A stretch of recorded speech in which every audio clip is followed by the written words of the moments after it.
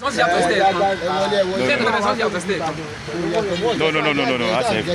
will live with the page. Right? Okay, live at this. Live, so just.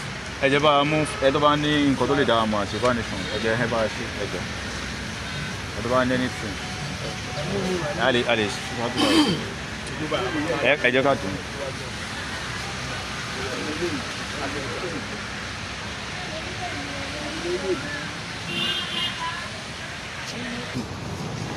No.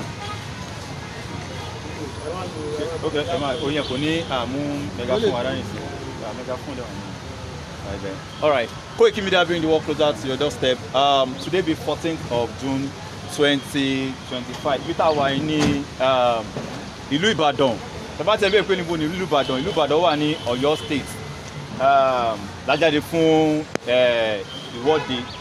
ìwọ́de gẹ́gẹ́ bí bàbá wa Alana, our prof, Professor Adebanji Akintoye, gẹ́gẹ́ bí wọ́n ṣe sọ fún ọmọ Yorùbá. Èní jẹ́ ọjọ́ kẹta láti náà abẹ ní June 12. Èní ní June 14. Ó ṣe pé èní ní ọjọ́ kẹta tá bẹ̀rẹ̀ rally yìí. So a wà ní Mọ̀pó Hall tá à ń fi ẹ̀yọ́nú wọn hàn. All right. Ká tó bẹ̀rẹ̀ ní ráńpẹ́ ẹ jọ̀ọ́ national anthem. Iṣẹ́ wa lẹ́wà orílẹ̀-èdè wa. Àgbéga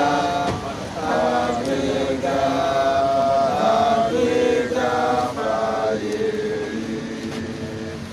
Ìgbàgbọ́ wa ní pé bá ti bẹ̀rù làbọ̀ mọ́. Ká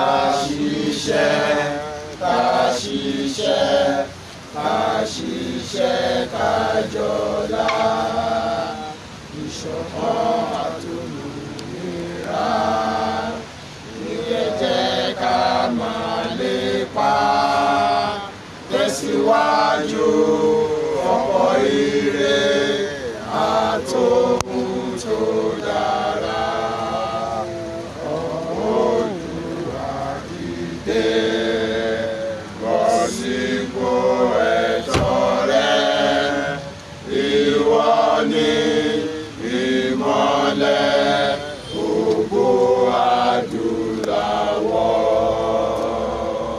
Orílẹ̀-èdè Yorùbá.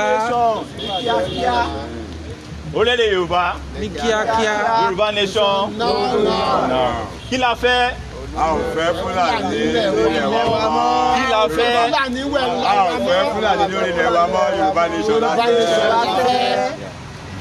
Yorùbá nation. No going back. Gẹ́gẹ́ bá ṣe rí fẹ́yìn tẹ́ ń wà nílé.